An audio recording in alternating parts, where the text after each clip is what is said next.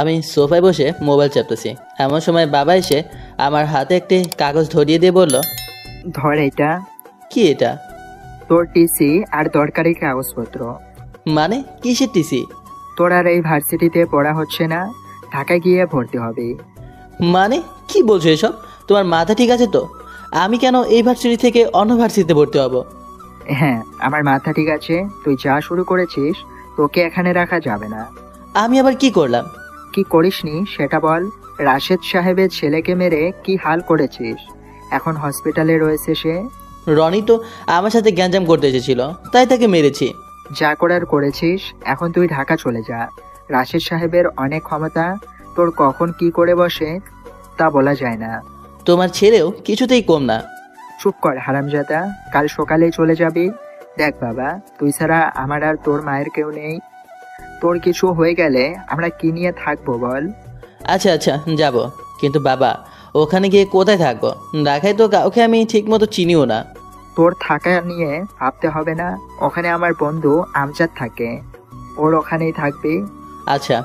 আর শোন, আমার বন্ধু কিন্তু কমিশনার, ওখানে গিয়ে ভদ্রভাবে থাকবি, আর কোনো ঝামেলা করবি না।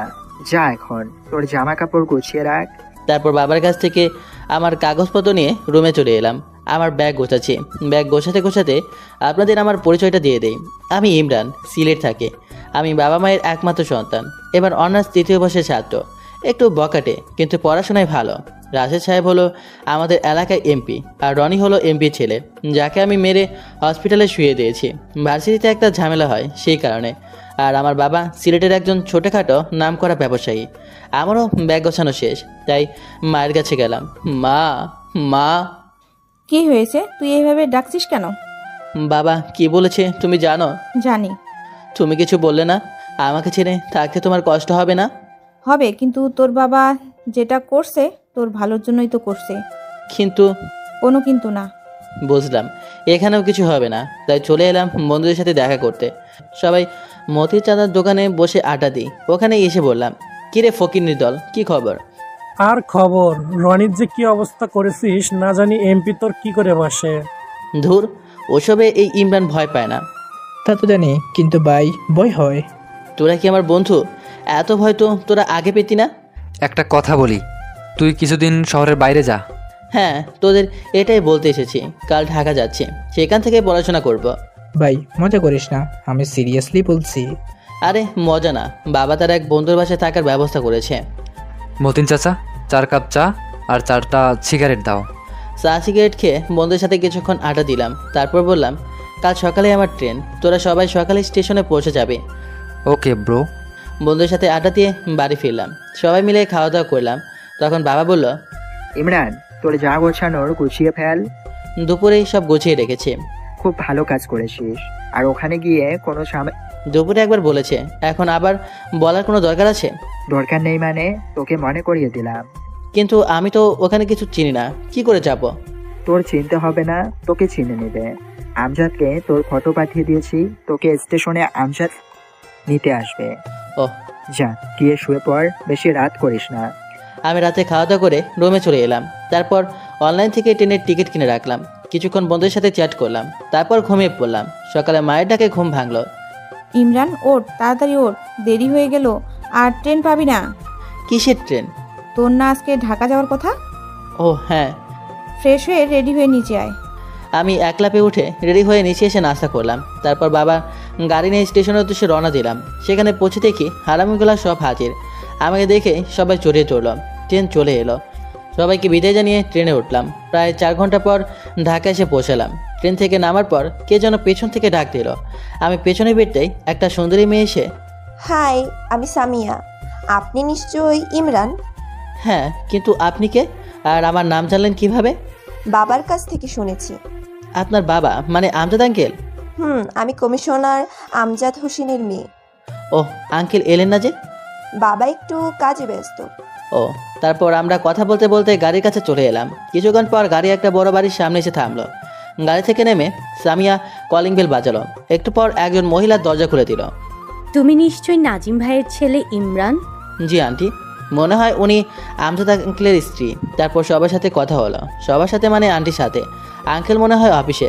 সামিয়া আমাকে একটা রুম দেখিয়ে দিয়ে বলল, এইটা তোর রুম। আর শোন, তুই আর আমি একই ইয়ারে পড়ি, তাই আমরা ফ্রেন্ডের মতো, তাই তোকে তুই করে বললাম, তুইও আমাকে তুই করে বলবি। আচ্ছা বলবো।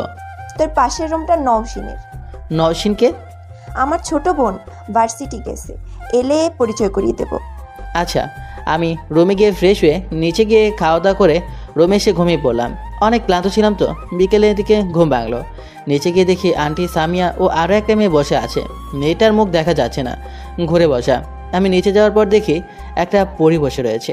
আরে পরী না, এটা একটা মানুষ। কিন্তু একটা মানুষ এত সুন্দর কিভাবে হয়? আন্টিটাকে ঘোর কাটলো। ইমরান, এই হলো আমার ছোট মেয়ে নওশিন, আমার ছোট মেয়ে। আর নওশিন, এই হলো তোর নাজিম আঙ্কেলের ছেলে। হ্যাঁ। নওশিন আমার দিকে একবার তাকিয়ে আবার তার কাজে মন দিল। আমার কথার কোনো উত্তর দিল না। কিছু মনে করো না, ও একটু এরকমই। তোমার সাথে আগে ভালো করে মিশে নিক, তারপর দেখবে খুব ভালো লাগবে। আমি জাস্ট তার সাথে মিশি না, আমার একটা ক্লাস আছে। আন্টি কিছু বলতে যাচ্ছিলেন, তাকে থামিয়ে দিয়ে বললাম, আন্টি আমি কিছু মনে করিনি। কে কি মনে করলো না করলো তাতে আমার কিছু যায় আসে না। তারপর নওশিন ওপরে মনে হয় তার রুমে চলে গেল। আমি আন্টি আর সামিয়া কিছুক্ষণ গল্প করলাম, তারপর রুমে গেলাম। রাতে সামিয়া আমাকে খেতে ডাকলো। খাবার টেবিলে দেখি আমার বাবার বয়সী একজন লোক বসে আছে, মনে হয় আমজাদ চাচা। তখন তিনি আমায় বললেন, তুমি নিশ্চয় ইমরান নাজিমের ছেলে? জি আঙ্কেল। আঙ্কেল না, চাচা বলে ডাকবে। আচ্ছা চাচা। তারপর খেতে খেতে চাচার সাথে আরও কিছুক্ষণ গল্প করলাম। খাওয়ার সময় নওশিন আমার দিকে আর চোখে তাকাচ্ছিল, আমি এটা খেয়াল করেছি। খাওয়া দাওয়ার পর চাচার সাথে আরও কিছুক্ষণ কথা বলে রুমে চলে এলাম। সকালে সামিয়ার ডাকে ঘুম ভাঙল। ওই ওঠ, সকাল হয়ে গেছে। আম্মু আর একটু ঘুমাই, পরে উঠবো, এখন তুমি যাও। ওই তোর আম্মু পাইলে কই? আমি সামিয়া। কে সামিয়া? ওহ, তুমি কি জন্য এত তাড়াতাড়ি ডাকছো? ভার্সিটিতে যেতে হবে না? ও ভুলেই গিয়েছিলাম, তুই যা, আমি রেডি হয়ে নিচে আসি। আমি রেডি হয়ে নিচে গেলাম। তারপর নাস্তা করে ভার্সিটিতে যাবো বলে গাড়িতে উঠলাম। নওশিনের পাশে যেই বসে যাব তখন নওশিন বলল, ছোট লোক কোথাকার, তোর সাহস কি করে হলো আমার পাশে এসে বসার? যা গিয়ে ড্রাইভারের সিটে বস। সরি। ইমরান, তুই ওর কথায় কিছু মনে করিস না, ও একটু অহংকারী আর জেদি ছোটবেলা থেকেই। সামিয়া আমাকে কানে কানে বলল কথাটা। তারপর আমি তাকে বললাম, ইটস ওকে। তারপর গাড়িতে করে ভার্সিটিতে চলে এলাম। প্রিন্সিপালের সাথে আমজাদ চাচা আগে থেকেই কথা বলে রেখেছে। গাড়ি থেকে নামার পর নওশিন তার বান্ধবীদের কাছে চলে গেল। তখন নওশিনের এক বান্ধবী বলল, কিরে দোস্ত, তোদের গাড়ি থেকে এক হ্যান্ডসাম কিউট ছেলে নামলো, কে রে ছেলেটা? বাবার কোন বন্ধুর ছেলে? সিঙ্গেল নাকি? জানি না, কেন বলো তো? না, সিঙ্গেল হলে একটু সিটিং করিয়ে দে। কি, তোর মাথা ঠিক আছে? তুই আমার ফ্রেন্ড হয়ে ওর মতো একটা ছেলের সাথে রিলেশন করবি? কেন, ছেলেটা তো সেই। আমি গিয়ে ওর সাথে একটু কথা বলি, তোরা কেউ গেলে আয়। নওশিন তখন ডাকে পৌঁছে থাকে। আর এদিকে আমি আর সামিয়া ক্লাসের দিকে যাচ্ছিলাম। তখন পেছন থেকে ওই শোন। পেছনে তাকিয়ে দেখলাম কয়েকটা ছেলে দাঁড়িয়ে আছে। তাদের মধ্যে যে লিডার, সে আমায় ডাক দিয়েছে। আমি বললাম, আমাকে ডাকছেন? নতুন নাকি ভার্সিটিতে? জি। কোন ইয়ার? Honours third year. আমাদের থেকে সিনিয়র, কিন্তু তুই যতই সিনিয়র হোস না কেন, আমি এই ভার্সিটির প্রেসিডেন্টের ছেলে রাজীব। আমাকে সম্মান দিবি। যা গিয়ে আমাদের জন্য 7টা সিগারেট নিয়ে আয়। তখন সামিয়া ওদের দিকে ভর দৃষ্টিতে তাকিয়ে বলল, ওকে ছেড়ে দে না প্লিজ। তুই এখান থেকে যাবি, না হলে কিন্তু তোকে দিয়েও আমরা সিগারেট আনাবো। রাজীব এইসব বলে ওর বন্ধুদের নিয়ে হাসতে লাগলো। আমি কিছু বললাম না, কারণ আজ আমি নতুন, না হলে দেখিয়ে দিতাম। আমি ওদের কথা মতো সিগারেট এনে দিলাম। তারপর সামিয়া আর আমি যে ক্লাসে ঢুকতে যাব, তখনই 4টা মেয়ে এসে সামনে দাঁড়ালো। তাদের থেকে একজন বলল, হাই, আমি রিমি, নৌশিনের ফ্রেন্ড। হ্যাঁ, আমি ইমরান। তারপর তাদের সাথে কিছুক্ষণ কথা বলে ক্লাসে গেলাম। আমি আর সামিয়া ক্লাস করলাম। প্রথম দিন, তাই ভালোভাবে ক্লাস করলাম। একজন নতুন ফ্রেন্ডও হলো, নাম আকাশ, সামিয়ার ফ্রেন্ড, তাই আমারও ফ্রেন্ড হলো। ভার্সিটি শেষে বাড়ি ফিরলাম, সাথে সামিয়া আর নওশিন আছে। বাড়ি গিয়ে ফ্রেশ হয়ে খাওয়া দাওয়া করলাম। তারপর ছাদে গেলাম। ছাদে একটা চিবাই গিয়ে সিগারেট ধরালাম। কিছুক্ষণ টানার পর মনে হলো কে যেন সাথে আসে, তাই সিগারেট ফেলে দিয়ে তাড়াতাড়ি নিচে নামছিলাম। তখনই কারোর সাথে ধাক্কা খেলাম। সে পড়ে যাচ্ছিল, আমি তার হাত ধরে ফেলি। সাথে সাথেই আমাকে ঠাস ঠাস করে 2টা চড় দিল। দেখি নওশিন। এই জন্য কারো উপকার করতে নেই। নওশিন তখন বলা শুরু করলো, ছোট লোক, অসভ্য, তোর সাহস কি করে হয় আমার হাত ধরার? আপনি তো পড়ে যাচ্ছিলেন। গেলে যেতাম, তারপরও তুই আমাকে টাচ করলি কেন? সরি, ভুল হয়ে গেছে। আমি নিচে চলে এলাম। মেয়েটার সাথে আমার কি শত্রুতা যে আমার সাথে এমন করে? নিজের এলাকা হতো তাহলে বুঝিয়ে দিতাম। আমি নিচে গেলাম, তখন সামিয়া আমার দিকে সন্দেহ চোখে তাকিয়ে আসে। বুঝে গেল নাকি আমি যে সুকটান দিয়ে এসেছি। তারপর সামিয়া আমার কাছে এসে বলল, কিরে, ছাদে এতক্ষণ কি করছিলি? কিছু না, একটু বসেছিলাম। আমার তো মনে হয় অন্য কিছু। প্রেম টেম করিস নাকি? এতক্ষণ ছাদে বসে মনে হয় গার্লফ্রেন্ডের সাথে কথা বলছিলি। আরে না, এমনি। কিন্তু তোর মুখ থেকে কেমন যেন একটা ঘ্রাণ আসছে। এটা শুনে মনে মনে বললাম, হে রে, কাজ হয়েছে, চকলেট খেতে ভুলে গেছি। তারপর বললাম, কই না তো, এমনি কোনো গান না। না না, তুই সিগারেট টানছি। এটা বলতেই আমি সামিয়ার মুখ চেপে ধরলাম, কারণ আন্টি ছিল। কি হয়েছে তোদের? আর ইমরান, তুই সামিয়ার মুখ কেন চেপে ধরলি? না যাচ্ছি, কিছু না। সামিয়া তুই বল না। সামিয়া আমার কথায় সায় দিল। কিছুক্ষণ পর নয়সিনও আমাদের সাথে যোগ দিল। এখন পর্যন্ত নয়সিন আমার সাথে ভালোভাবে একটা কথা বলে নাই। কিছুক্ষণ আড্ডা দিয়ে যে যার রুমে চলে গেলাম। একটু পড়াশোনা করে সামিয়া খেতে ডাকলো, তাই নিচে খেতে গেলাম। চাচাও আছে, খেতে বসলাম। তারপর টুকিটাকি কিছু কথা বললাম, আজকে ভার্সিটি কেমন হলো এইসব। খাওয়া দাওয়া করে রুমে চলে এলাম। তারপর রোমানকে ফোন দিলাম। হ্যালো ইমরান, দোস্ত কেমন আছিস? ভালো, তোদের কি খবর? ভালো। ওখানকার ভার্সিটি কেমন? ভালো, কিন্তু তারপর আজকে সব ঘটনা বললাম। তুই কিছু বলছিস না? না, আজকে নতুন, তাই কিছু বলি নাই। রনির কি খবর? এখনো হাসপাতালে? তারপর আরও কিছুক্ষণ কথা বললাম। কথা বলে কিছুক্ষণ মোবাইল ঘাটাঘাটি করে ঘুমিয়ে পড়লাম। সকালে সামিয়া ঘুম থেকে তুলে দিল। তারপর খাওয়া দাওয়া করে আমরা ভার্সিটিতে চলে আসলাম। নসিনোর বন্ধুদের কাছে চলে গেল। আমি আর সামিয়া ক্যাম্পাসের দিকে যাচ্ছিলাম, তখন দেখলাম রাজীব ও তার বন্ধুরা আকাশের সাথে খারাপ ব্যবহার করছিল। আমি আর সামিয়া সেখানে গেলাম। গিয়ে আমি রাজীবকে উদ্দেশ্য করে বললাম, ভাই ওকে ছেড়ে দিন। আমরা কি করব না করব সেটা আমাদের ব্যাপার। ভাই ভালোভাবে বলছি, ছেড়ে দিন। ছাড়বো না। তুই কি করবি? রাজীব আমার কলার ধরে উপরে কথাটা বলল। এমনিতেই মাথায় রাখ, তার উপর আবার কলার ধরা। দিলাম সজোরে এক থাপ্পড়। ভার্সিটির সকল স্টুডেন্টরা জড়ো হয়ে গেল। রাজীবের গাল থেকে রক্ত পড়ছে। আমার থাপ্পড় খেয়ে মাটিতে পড়ে গেছে। ওর বন্ধুগুলো আমাকে মারতে আসলো, তাদেরকে উড়াধুরা মার দিলাম। সবাই আমার দিকে চেয়ে আছে, ভাবছে আমার এত সাহস কিভাবে হলো, কিভাবে প্রেসিডেন্টের ছেলেকে মেরেছে। ওদের সাথে মারামারি করার সময় আমার কপালে কেটে গিয়েছিল। গাড়িতে ফার্স্ট এড বক্স ছিল, তাই এনে ব্যান্ডেজ করে নিলাম। রাজীব আর বন্ধুরা এখনও কাতরাইতেছে। তার কিছুক্ষণ পর প্রিন্সিপালের ঘর থেকে ডাক এলো। সবাই গেলাম। তারপর ঝাঁঝা করলো, সব খুলে বললাম। প্রিন্সিপাল একটু বকাঝকা করলেন, আর যেন এরকম না করি এটা বললেন। সেদিন আর ক্লাস করা হলো না, বাড়ি চলে এলাম। নওশিন এলো। যখন বাড়ি যাচ্ছিলাম তখন নওশিন বারবার কেমন করে যেন তাকাচ্ছিল। বাড়িতে চলে এলাম। আন্টি আমার কপালে ব্যান্ডেজ দেখে জিজ্ঞেস করলো, কি হয়েছে? আম্মু, ও ভার্সিটিতে গুন্ডামি করেছে। নওশিনের কথা শুনে আমি আর সামিয়া অবাক। গুন্ডামি কোথায় করেছে? ওর তো পড়ে গিয়ে চোট লেগেছে। নওশিন কিছু বলতে যাচ্ছিল, তার আগে সামিয়া তার হাত ধরে উপরে নিয়ে যায়। তারপর আন্টি আমাকে জিজ্ঞেস করে। আমি আন্টিকে বানিয়ে বানিয়ে কিছু একটা বলে দিই। তারপর আমিও আমার রুমে চলে এলাম। ফ্রেশ হয়ে মুভি দেখছি। তখন আমার রুমে সামিয়া আসলো। ইমরান, তুই এইটা কি করলি? কেন? আমি আবার কি করলাম? তুই যে রাজীবকে মেরেছিস, জানিস ওর কত বড় বড় গুন্ডা মাফিয়াদের সাথে হাত আছে? তো কি হয়েছে? তো কি হয়েছে মানে? তোর যদি কোনো ক্ষতি করে? কিছুই করতে পারবে না, তুই যা, আমি এখন ঘুমাবো। সামিয়া চলে গেল। রাতে আঙ্কেল এসে আমার মাথায় ব্যান্ডেজ দেখে কারণ জিজ্ঞেস করলো। সকালে আন্টিকে যা বললাম তাই তাকেও বললাম। পরের দিন আবার ভার্সিটিতে গেলাম, কিন্তু রাজীব ও তার সাঙ্গপাঙ্গ কাউকে পেলাম না। আকাশকে জিজ্ঞেস করলাম, কিন্তু আকাশও কিছু জানে না। আমি একটা জিনিস খেয়াল করেছি, ভার্সিটির সবাই আমার দিকে ভয়ে ভয়ে তাকিয়ে আছে। আমি, সামিয়া, আকাশ ক্লাসে গেলাম। নসিনও তার বন্ধুর সাথে ক্লাসে চলে গেল। নসিনের আজ তাড়াতাড়ি ক্লাস শেষ হয়ে গেছে, তাই ও আমাদের আগে রিক্সা করে বাসায় চলে গেছে। আমি আর সামিয়া আর একটা ক্লাস করে বাড়ি যাচ্ছিলাম। তখন রাস্তায় দেখি কিছু বখাটে পোলাপান নসিনকে বিরক্ত করছে। নসিন কিছু বলতে পারছে না। ওর চোখ দেখে মনে হলো যে কোনো সময় কেঁদে ফেলবে। আমি আর সামিয়া গাড়ি থেকে নেমে ওদের কাছে গেলাম। সামিয়া নসিনকে জিজ্ঞেস করলো, কি হয়েছে নওশিন এখানে? আর এরা কারা? জানি না আপু, যখন বাড়ি যাচ্ছিলাম তখন ওইখানে রিক্সা খারাপ হয়ে যায়। তারপর আরেকটা রিক্সার জন্য এখানে আসি। তারপরে এরা আমাকে ডিস্টার্ব করে। তোরা জানিস আমার বাবাকে? না। কে তোমার বাবা? আর তোমার বাবা আমাদের কি বা করবে? আমার বাবা এই থানার কমিশনার। তো কি হবে? আমরা কি ভয় পাই নাকি? ওরা এই কথা বলে নসিনের হাত ধরল। আমি পাশে একটা গাছের ডাল ছিল, সেইটা দিয়ে দিলাম মাজার উপর বাড়ি। মনে হয় মাজা ভেঙে গেছে। ওর এই অবস্থা দেখে বাকি ছেলেগুলো পালিয়ে গেল। নসিন আমার দিকে কিছুটা অবাক চোখে তাকিয়ে মনে মনে বলল, আমি ছেলেটার সাথে এত খারাপ ব্যবহার করি, কিন্তু বখাটেগুলো আমার হাত ধরার সাথেই ওদের মারল সে। আমরা বাড়ি চলে আসলাম, সবাই স্বাভাবিকভাবেই রয়েছে, ফ্রেশ হয়ে ছাদে বসে আছি। তখন নসীন এলো। আমি ভাবলাম হয়তো আবার অপমান করবে, তাই আমি নিচে চলে যাচ্ছিলাম। তখন বলল, আপনার সাথে আমার কিছু কথা ছিল। আমি তো অবাক, যে কখনো আমার সাথে ভালোভাবে কথা বলে না, তার আবার আমার সাথে কি কথা থাকবে। আমি বললাম, জি বলুন।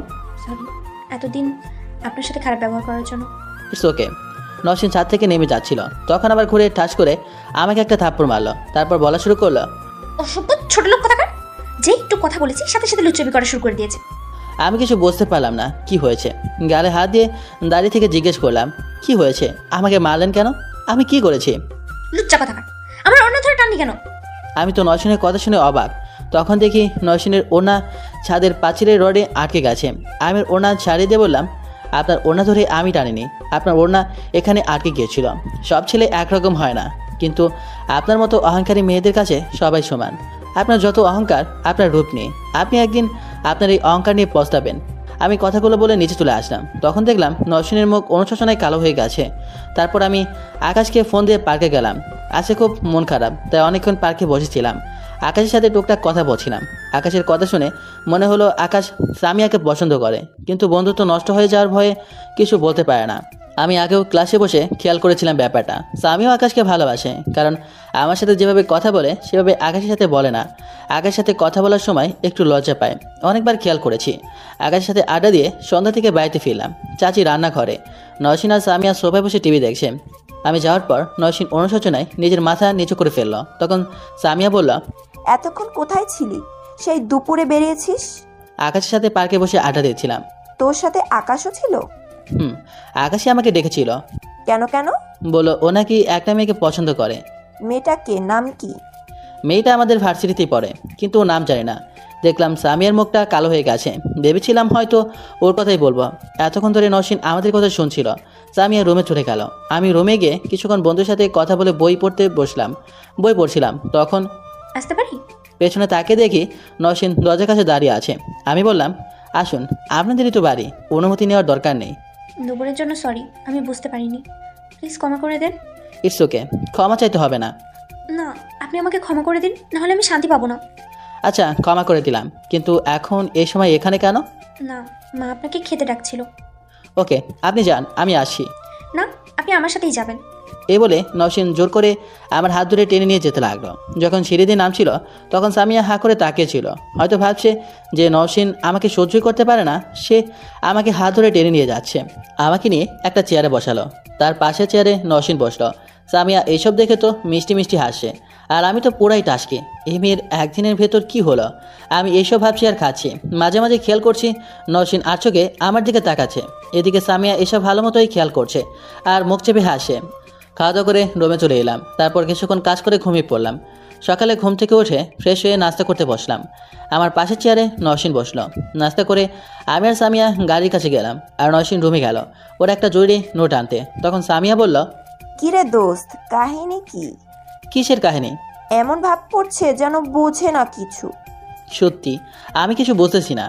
কেন নওশিন কাল তোকে হাত ধরে টেনে নিয়ে আসলো, আবার তোর পাশের চেয়ারে বসলো, আজকেও সেম? ব্যাপার কি? হ্যাঁ, ব্যাপার কি হবে? কাল শুধু আমাকে খেতে ডেকেছিল, ব্যাস, আর কিছু না। আমি সব খেয়াল করেছি। তুই তলে তলে টেম্পু চালাও। আমাদের কথা বলতে বলতে নসীন চলে এলো। আমি ড্রাইভারের কাছে বসতে গেলাম। তখন নসীন বলল, চাচা, আপনাকে যেতে হবে না। চাচা না গেলে আমরা ভার্সিটিতে যাব কি করে? কেন? আমি ড্রাইভ করব। তারপর নসীন ড্রাইভারের সিটে বসলো। আমি পেছনে বসলাম, কারণ সামনে বসলে আবার থাপ্পড় মারে। নসীনের পাশে সামিয়া বসতে গেল। তখন নসীন বলল, আপু কি করছিস? কেন, কি হয়েছে? আমি তো এখানে বসলাম। না, তুই পিছনে যা, সামনে ইমরান বসবে। আমি তো নসীনের কথা শুনে পুরাই টাসকি, বলে কে মেয়ে। তারপর সামিয়া একটা মুচকি হাসি দিয়ে নেমে গেল, আর আমি সামনে গিয়ে বসলাম। তখন সামিয়া আমাকে একটা খোঁচা দিয়ে চোখ মারলো। কিছুক্ষণ পর ভার্সিটি চলে এলাম। গাড়িতে যতক্ষণ ছিলাম ততক্ষণ বারবার নসীন আমার দিকে তাকিয়েছিল। গাড়ি থেকে নেমে যখন ক্লাসে যাব তখন সামনে রাজীব তার পোলাপা নিয়ে আমাদের পথ আটকালো। সেদিন তো আমাদের মেরেছিলি, আজ তোকে কে বাঁচাবে? সেদিন একবার মার খেয়ে তোদের হয় নাই, আবারও আসছিস? আজ আমরা একা নই, আমাদের সাথে তরিকুল ভাই আছে। তোকে এমন মার মারবে লাশটাও খুঁজে পাওয়া যাবে না। আচ্ছা, দেখা যাবে। কোথায় তোদের তরিকুল? ওয়েট কর। তারপর কাকা যেন ফোন করলো। সামিয়া ভয়ে আমাকে বাড়ি নিয়ে যেতে চাইছিল, কিন্তু এই তরিকুলটা আবার কে, এটা দেখতে হবে। ভার্সিটির সবাই বলাবলি করছিল তরিকুল নাকি অনেক বড় মাস্তান, অনেককে মেরে হাত পা ভেঙে ফেলেছে। নওশিন অনেক ভয় পেয়েছে। কিছুক্ষণ পর একটা বেল্লাই গাড়ি করে সামনে থামলো। তারপর রাজীবরা দৌড়ে গেল গাড়ির কাছে, সাথে একজনকে নিয়ে আসলো। যাকে নিয়ে এসেছে তাকে দেখে তো আমি অবাক, তরিকুল আমাকে দেখেনি। এই কার কথা বলছিস? দেখি কে তোদের মেরেছে। আমি পেছন থেকে তারিকুলের ঘাড়ে হাত রেখে বললাম, আমি মেরেছি, এবার তোকে পুরো ভার্সিটির দৌড় করেই মারবো। আরে ভাই তুই তারপর পেছনে আমার দিকে ফিরে আমাকে জড়িয়ে ধরে বলল, কেমন আছিস? হারামজাদা, আজ তোকে মেরেই ফেলবো, এতদিন কই ছিলি? এই বলে রাজীবের হাত থেকে আমাকে মারতে আনা ব্যাট স্ট্যাম্প নিয়ে তারিকুলকে মারতে গেলাম। তারিকুল দৌড় দিল। এবার তারিকুলের পরিচয় করিয়ে দেয়। তারিকুল আর আমি, রোমান, রাহাত, আব্বাস, আমরা একসাথে কলেজে ভার্সিটিতে পড়তাম। কিন্তু 2 বছর আগে ওর বাবা ঢাকায় আসে। কিছুদিন ফোনে কথা বলতাম, তারপর একদিন ফোন দিয়ে বন্ধ পাই, তারপর আর কথা বলা হয় না। আজ প্রায় 2 বছর পর দেখা। আমি তরিকুলকে সারা ভার্সিটি দৌড় করাচ্ছি, আর সমস্ত ভার্সিটির ছেলে মেয়ে অবাক চোখে তাকিয়ে আছে। ভাই ছেড়ে দে, আর দৌড় দিস না, পায়ে ব্যথা পেয়ে গেছে। তোর ফোন বন্ধ কেন ছিল? আর কোনো খোঁজ খবর ছিল না, আজ তোকে মেরেই ফেলবো। অনেক কাহিনী আছে, এক জায়গায় বসে তারপর বলি। তারপর আমরা একটা ক্যান্টিনে বসলাম, সাথে সামিয়া, নওশিন আর আকাশ আছে। তরিকুলের সাথে পরিচয় করে দিলাম। তরিকুল আমার বেস্ট ফ্রেন্ড। ওরা 3 জন অনেক অবাক হয়েছে, সাথে ভয় পেল। তারপর তরিকুল ঢাকা আসার পর কীভাবে কী হলো সব বলল। ওর ফোন নাকি হারিয়ে গিয়েছিল, তারপর নতুন মোবাইল নেয়, সিমও নতুন, আরও অনেক কাহিনী পরে একদিন বলবো। আমরা কথা বলছিলাম, তখন রাজীব এসে, ভাই আমরা তো ওকে মারার জন্য আপনাকে এনেছি, ওকে মারছেন না কেন? তরিকুল ঠাস করে রাজীবের গালে একটা থাপ্পড় দিয়ে বলল, ও আমার জিজারই দোস্ত, আর তুই কে মারতে এনেছিলি? সরি ভাই, ভুল হয়ে গেছে। রাজীব তার লোকজন নিয়ে চলে যায়। তারপর আমার ঢাকা আসার কথা জিজ্ঞেস করে। আমার সব কারণ বলে দিই। আমার খেয়াল ছিল না যে এখানে নওশিন আর সামিয়াও রয়েছে। ওরা দেখে কীভাবে যেন তাকিয়ে আছে। তারপর তরিকুলের সাথে কিছুক্ষণ কথা বলে চলে এলাম। তরিকুলও তার কাজে গেল। আজকে 2টা ক্লাস করে বাড়িতে চলে আসলাম। গাড়িতে আসার সময় একটা কথা বলেনি নওশিন আর সামিয়া। তারপর বাড়িতে এসে আমি আমার রুমে এসে আব্বাসদের তরিকুলের কথা জানিয়ে দিলাম। এইভাবে 2 দিন চলে গেল। নওশিন আর সামিয়া এখন মোটামুটি স্বাভাবিক। এই 2 দিনে রাজীবও কোনো গ্যাঞ্জাম করে নাই, কিন্তু নওশিনের মনে হয় আমার উপর কিছুটা দুর্বল হয়ে পড়েছে। আগে একটা জায়গায় বসতো, কিন্তু এখন মনে হয় বাত মেঘে খাইয়ে দেবে এমন করে। কোনোভাবে ম্যানেজ করি। এই তো সেদিনের কথা, আমি, সামিয়া ও নওশিন একসাথে খেতে বসেছিলাম, আর চাচি খেতে দিচ্ছিল। তখন, মা কি দিয়েছো? ইমরানকে আরো দাও। চাচির হাত থেকে খাবারের পাত্র নিয়ে আমাকে দিচ্ছিল, আর নওশিনের কাহিনী দেখে সামিয়া শুধু হাসছিল। এভাবে প্রায় 2 সপ্তাহ চলে গেল, আর নওশিন প্রায় সবসময় আমার কাছাকাছি আসে যায়, এমনকি ভার্সিটিতেও। একদিন চাচি আর সামিয়া শপিং করতে যাচ্ছিল। নওশিন যাবে না, কি জানে কি কাজ আছে, কিন্তু কে জানতো এই দিনেই এই ঘটনা ঘটবে। চাচি আর সামিয়া শপিং করতে যাচ্ছিল। ইমরান যাবি আমাদের সাথে? না, যাব না। আয় আমাদের সাথে, অনেক মজা হবে। মেয়েদের সাথে শপিং করতে যাওয়ার চেয়ে হিরো আলমের গান শোনা অনেক ভালো। যাবি না তো? যাবি না? এত কথা বলার কি দরকার? নওশিন, তুই এখনো রেডি হসনি কেন? এক্ষুনি বেরোবো তো।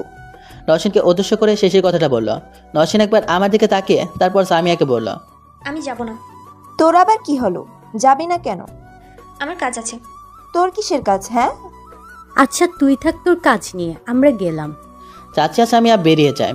নওশিন একবার আমার দিকে তাকিয়ে উপরে তার রুমে চলে যায়। আমি সোফায় বসে মোবাইল চালাচ্ছি, তখন নওশিন আবার নিচে আসে। টিভি দেখবে বলে টিভির রিমোট খুঁজছে। সোফার উপর রিমোট দেখে যে রিমোটটা আনতে সোফার দিকে এগোচ্ছিল, আমি অমনি কার্পেটে পা পিছলে নিজেকে কন্ট্রোল হারিয়ে আমার উপর পড়ে যায়। আমি সরে যেতে চাইছিলাম, কিন্তু পারে নাই। আমিও কন্ট্রোল হারিয়ে সোফার উপর পড়ে যাই, আর নওশিন আমার উপর পড়ে। ওর গোলাপি ঠোঁট আমার ঠোঁটে সামান্য একটু দূরে। একটা আলাদা ফিলিংস, মনে হয় যেন কোনো স্বর্গীয় অনুভূতি। আমাদের দুজনের চোখ স্থির হয়ে গেছে, একজন আরেকজনকে অবলভাবে দেখছি। কতক্ষণ তাকিয়েছিলাম জানি না। নওশিনের ঠোঁট কাঁপছে, আমার ঠোঁটের দিকে একটু একটু করে এগিয়ে নিয়ে আসে। আমার ওকে বাধা দেওয়ার ক্ষমতা নেই। আমিও হারিয়ে গেছি নওশিনের মধ্যে। যখন নওশিন আমার ঠোঁটের সাথে ঠোঁট স্পর্শ করবে, তখনই আমার ফোনে রিংটোন বেজে উঠল। তখনই আমরা দুজন বাস্তবে ফিরে আসি। নওশিনের তাড়াতাড়ি আমার উপর থেকে উঠে যায়। আমি তো ভয় শেষ। সেদিন ওরা না ধরেও থাপ্পড় খেয়েছি, আজ তো মেরেই ফেলবে। আমি ভয়ে ভয়ে গালে হাত দিয়ে বাইরে চলে গেলাম, ফোনে কথা বলতে বলতে। ফোনে দেখি সামিয়া কল দিয়েছে। তোর মাপটা বলতো, তোর জন্য একটা শার্ট আর একটা জিন্স কিনবো। বই থেকে আসার সময় মনে ছিল না। হ্যাঁ তোর মাপ, কিন্তু তোর কণ্ঠ এমন লাগছে কেন? কি হয়েছে? কোনো সমস্যা? না না না, কোনো প্রবলেম নেই, যে কোনো এক মাপের। এটা বলে ফোন কেটে দিলাম। ওদিকে সামিয়া ভাবছে, নওশিন আবার ইমরানকে অপমান করলো না তো? মেয়েটাকে নিয়েও আর পারি না। এদিকে আমি ভেতরে গিয়ে দেখি নসীন এখনো সোফায় বসে আছে, লজ্জায় মুখ লাল হয়ে গেছে, নিচের দিকে তাকিয়ে কি যেন ভাবছে আর মিটিমিটি করে হাসছে। আমার আসার শব্দে আমার দিকে তাকালো, আমাকে ভেতরে আসে দেখে দৌড়ে নিজের রুমে চলে গেল। আমি তো আশ্চর্য, এত বড় কাণ্ড হয়ে গেল, কিন্তু আমাকে কিছুই বলো না। আমি আজকে ঘটনা যত সম্ভব ভুলে যাওয়ার চেষ্টা করছি, ততই নসীনের কাজল কালো চোখ আর গোলাপি ঠোঁট দুটো চোখের সামনে ভেসে উঠছে। সন্ধ্যার দিকে চাচি আর স্বামীয়া শপিং করে ফিরল। সারাদিনে নসীন দু একবার নিচে এসেছে, কিন্তু লজ্জায় আমার দিকে তাকাতেই পারেনি। চাচি বাড়ি এসে নসীনকে ডাকলো। নসীন নিচে এলো, এখন ওর মুখ লজ্জায় লাল হয়ে রয়েছে। আমিও ছিলাম। সামিয়া নসীনের জন্য আনা সকল শপিং দেখাচ্ছিল, কিন্তু নসীন শপিং দেখা বাদ দিয়ে আর চোখে আমাকে দেখছিল। আমার চোখের উপর ও চোখ পড়তেই আবার চোখ ফিরিয়ে নিয়েছিল। এই জিনিসটা সামিয়া খেয়াল করছিল। সবার শপিং সবাইকে বুঝিয়ে দিল, তারপর যে যার রুমে চলে গেল। আমি একটু বই নিয়ে বসলাম। আজকে নসীন খেতে ডাকলো না, সামিয়া ডেকে গেল। খাওয়ার সময় নসীন মাথা নিচু করে খাচ্ছিল। খাওয়া দাওয়া করে ঘুমিয়ে পড়লাম। পরের দিন আবার ভার্সিটিতে গেলাম। এখন আর ড্রাইভার যায় না, আমি গাড়ি চালাই আর পাশে নসীন বসে। পেছনে সামিয়া মুখ গোমরা করে বসে থাকে। ভার্সিটিতে এসে গাড়ি থেকে নেমে ক্লাসের দিকে যাচ্ছিলাম, তখনই একটা মেয়ে এসে, হাই, আমি নিতু, ফার্স্ট ইয়ার। মেয়েটি আমার দিকে হাত বাড়িয়ে দিল। আমিও হাত বাড়িয়ে বললাম, আমি ইমরান, অনার্স থার্ড ইয়ার। আপনাকে একটা কথা বলার ছিল, যদি কিছু মনে না করেন। না, মনে করার কি আছে, বলতে পারেন। মানে আপনাকে আমার খুব ভালো লাগে, মানে পছন্দ করি। কিন্তু কিভাবে? আপনাকে তো এই প্রথম দেখছি। আমি আপনাকে সেই প্রথম দিন থেকে দেখে করে দুইটা পড়লো। আরে আমার গালে না, নিথু নামের মেয়েটার গালে। এই তোর সাহস তো কম না, তুই ইমরানকে পছন্দ করিস? তোকে তো আজ আমি। নসীন এই বলে নিতুকে আরও একটা থাপ্পড় দিতে যাবে। আমি নসীনকে আটকাই, কারণ দুইটা দিয়েছে, এতে এই ফসা গা লাল হয়ে গেছে। আরে কি করছেন, ও তো ব্যথা পাবে। তুই চুপ কর, তোকে পরে দেখছি অন্য মেয়ের সাথে কথা বলা। আমি নিতুকে ইশারা করে চলে যেতে বললাম। নিতু চলে যেতে লাগলো। এই মেয়ে, তোকে যদি আর ইমরানের আশেপাশে দেখি, তোকে আমি খুন করে ফেলবো। তারপর আমার দিকে তাকিয়ে, মেয়েদের সাথে কথা বলতে খুব ভালো লাগে তাই না? না মানে নিতুই তো কথা বলতে এসেছিল। বাহ, মেয়েটার নামও জানো দেখছি। না, এখন বললো। আর তুই ওর হাত ধরলি কেন? আমি ধরি নাই, ও নিজেই ধরেছে। ধরেছিল যখন, তুই মানা করলি না কেন? না মানে, তোকে যদি আর কোনো মেয়ের সাথে কথা বলতে বা তাকাতে দেখেছি না, তাহলে তোর কপালে শনি আছে। তারপর আগে হনহন করে গাড়ি নিয়ে বাড়ি চলে গেল। আমি পেছন থেকে অনেকবার ডেকেছি, কিন্তু শোনেই নাই।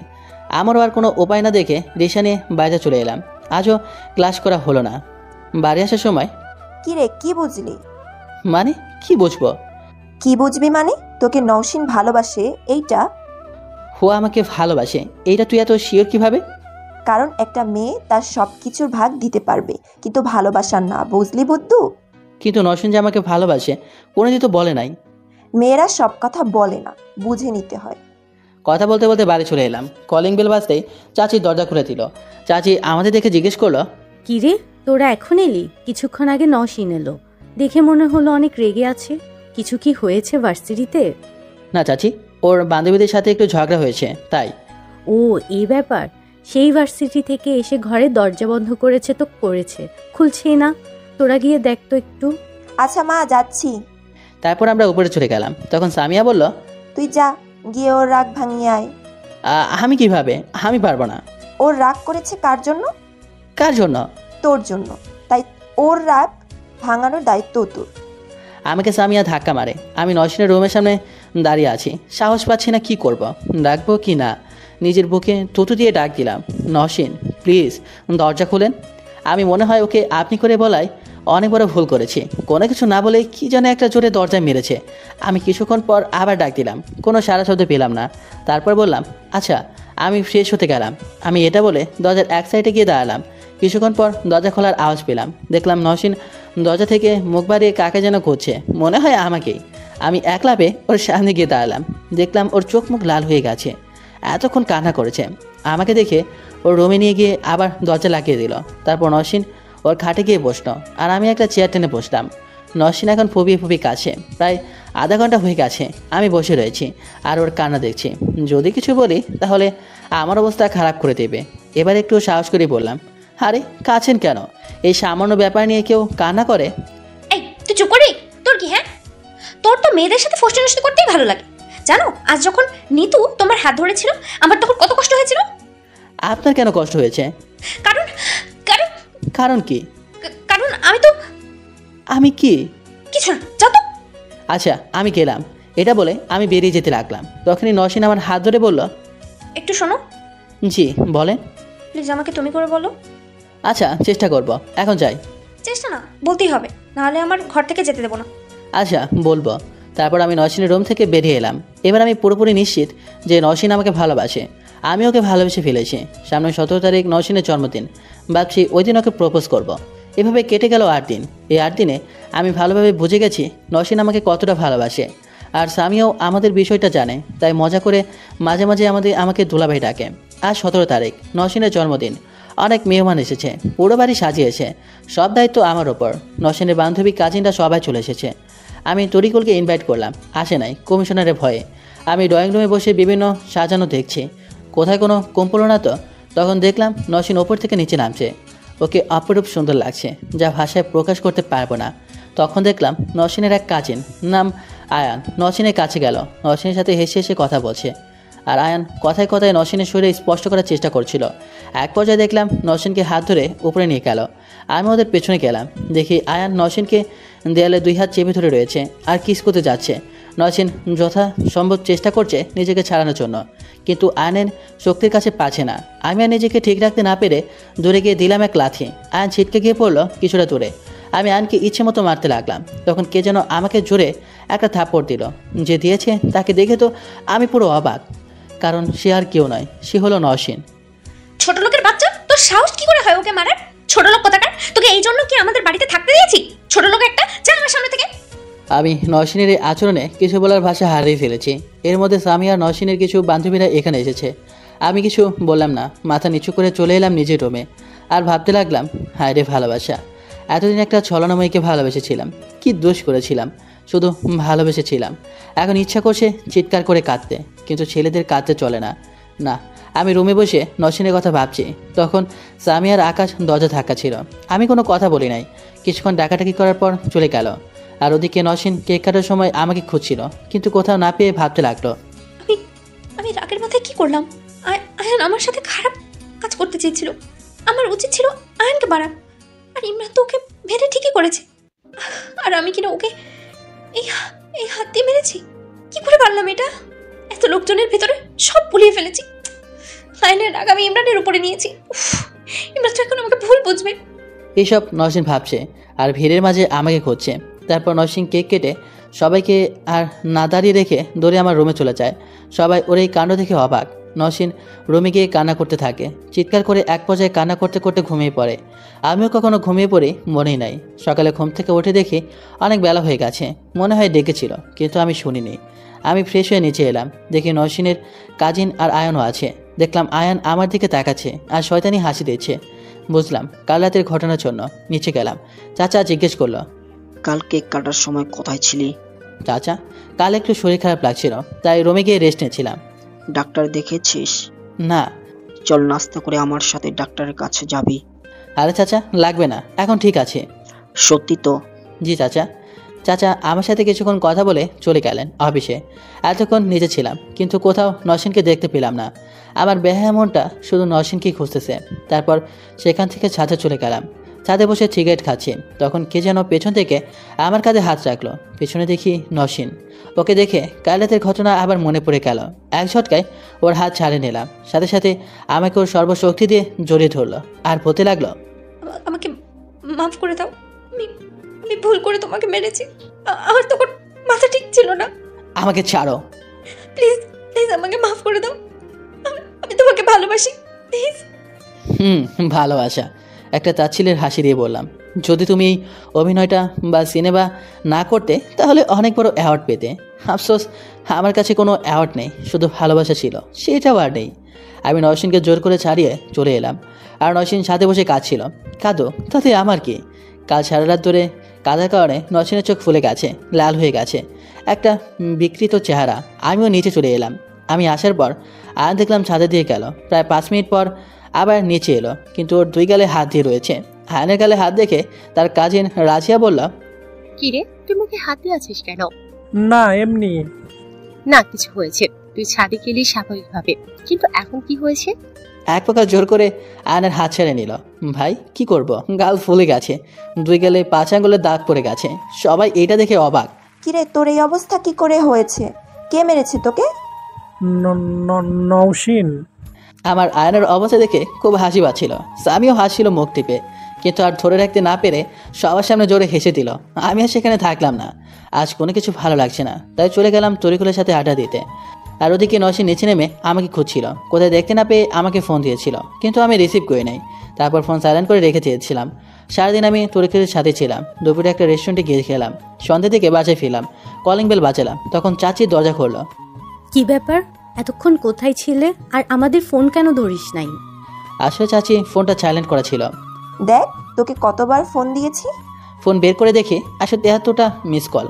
আন্টি দিয়েছে 10টা আর ফারিয়া 25টা, বাকিগুলো নওশিন দিয়েছে।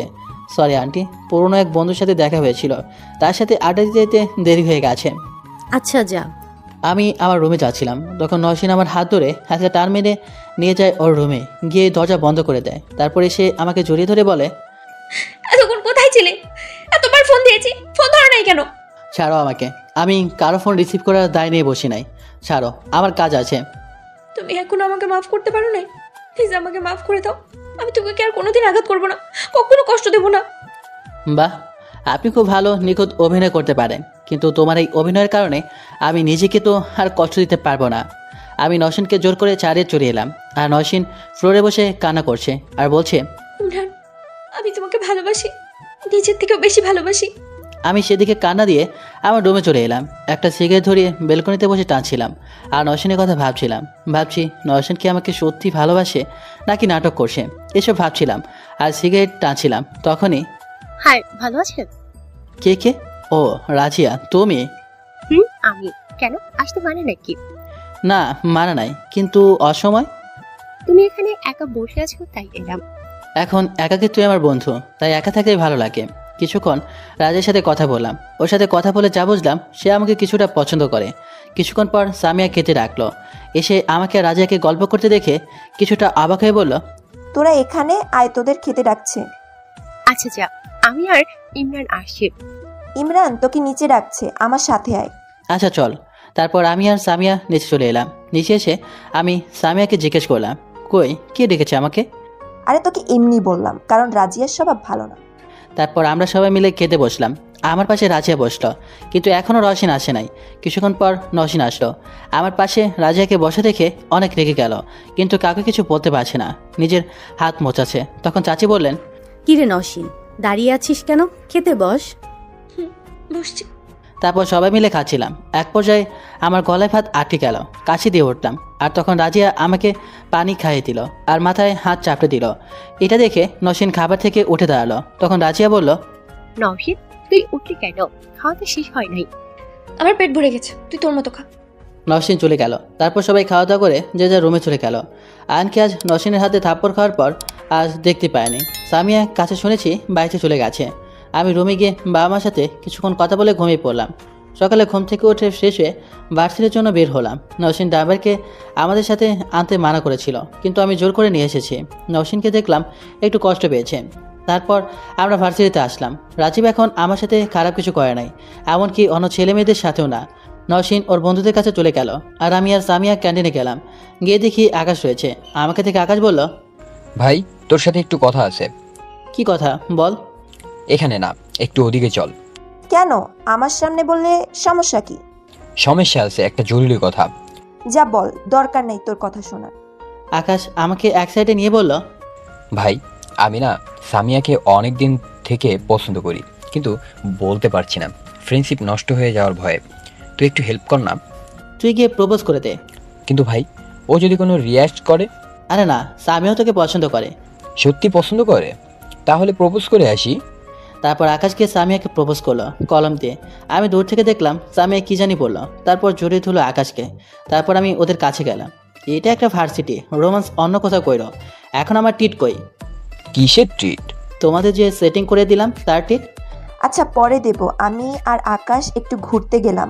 ওরা দুজন চলে গেল ঘুরতে। আমি আর নসীন সব ক্লাস শেষ করে বাড়ি আসলাম। বাড়িতে আসার সময় নসীন এক প্রকার জোর করে আমাকে পেছনে ওর পাশে বসে। আমি আর না করি নাই। বাড়িতে গিয়ে দেখি রাজিয়া সোফায় বসে টিভি দেখছে। আমাকে দেখে সোফা থেকে উঠে এসে আমার হাত ধরে পড়ল। আরে ইমরান, এসেছো? তোমার জন্য অপেক্ষা করছিলাম। আমি আস্তে করে ওর হাত সরিয়ে বললাম, কি কথা বলবে? এখন না, পরে বলবো। তুমি ফ্রেশ হয়ে নাস্তা করে নাও। আমাকে হাত ধরে টেনে নিয়ে যাচ্ছিল। এটা দেখে মনে হয় নসীন আরও কষ্ট পেয়েছে। দেখলাম ওর চোখে জল টলমল করছে। নসীন দৌড়ে ওপরের রুমে চলে যায়। আমিও এক ঝটকায় রাজিয়ার হাত ছাড়িয়ে নেই। আমি এখন নসীনের রুমের সামনে দাঁড়িয়ে আছি। ভাবছি ওকে ডাকবো কিনা। ভাবলাম নসীন তো আমাকে ভালোবাসে, তাহলে আমার উচিত ওকে ক্ষমা করে মেনে নেওয়া। হ্যাঁ, এটাই ঠিক হবে। আমি নসীনকে অনেকবার ডাকলাম, কিন্তু কিছুই বলো না। শুধু ঘর থেকে ফুপিয়ে ফুপিয়ে কান্নার আওয়াজ পেলাম। আমি এক প্রকার ব্যর্থ হয়ে চলে এলাম। ফ্রেশ হয়ে ছাদে গেলাম। এর মধ্যে সামিয়াও চলে এসেছে। আমি ছাদে দাঁড়িয়ে নসীনের কথা ভাবছি। ওকে গিয়ে আবার ডাকবো, যেই ভাবা সেই কাজ। নসীনের রুমের সামনে গেলাম। দেখলাম নসীন নিচে আসে। আমি গিয়ে আচমকা ওর হাত ধরে টেনে নিয়ে দেয়ালের সাথে চেপে ধরলাম। আমার এরকম কাজ দেখে কিছুটা ভরকে যায় নসীন।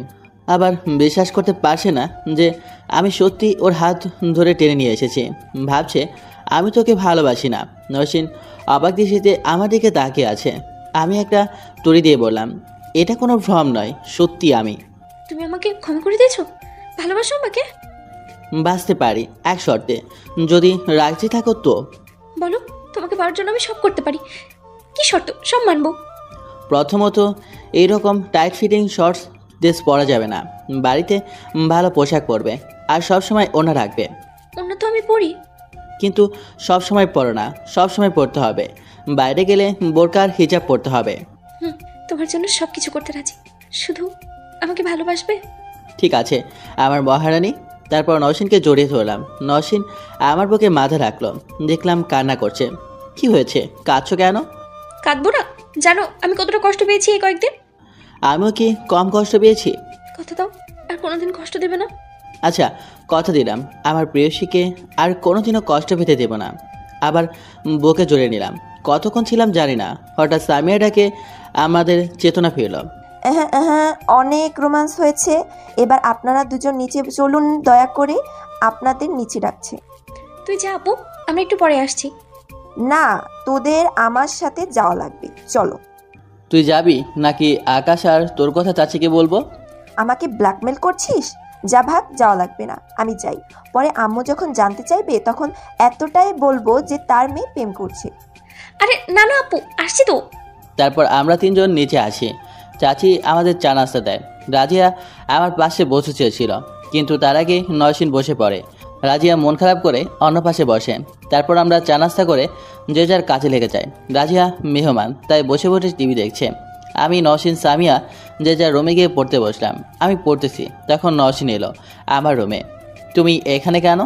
কেন আসতে পারি না? আসতে পারো, কিন্তু পড়াশোনা বাদ দিয়ে কেন এসেছো? দেখতে না আমার বাবুটা কি করে।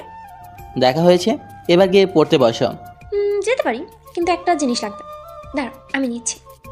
আমার মাথা ধরে টেনে নিয়ে গেল ওর ঠোঁটের কাছে। তারপর মিলিয়ে দিল আমার ঠোঁট ওর ঠোঁটে। আমি ছাড়ানোর চেষ্টা করলাম, কিন্তু আমার চেষ্টা বৃথা গেল। আর উপায় না পেয়ে আমিও নসীনকে শক্ত করে ধরলাম। প্রায় 5 মিনিট পর ছেড়ে দিলাম। দুজনেই হাওয়াচ্ছি।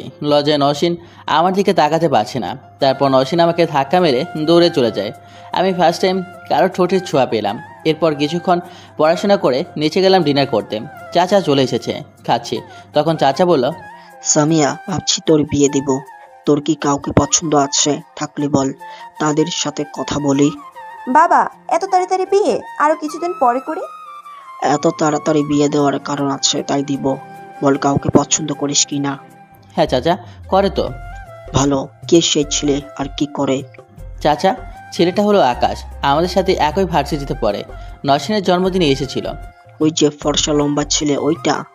জি চাচা। ছেলেটা অনেক ভদ্র আর সবাইকে সম্মান করে। আমারও অনেক পছন্দ হয়েছে।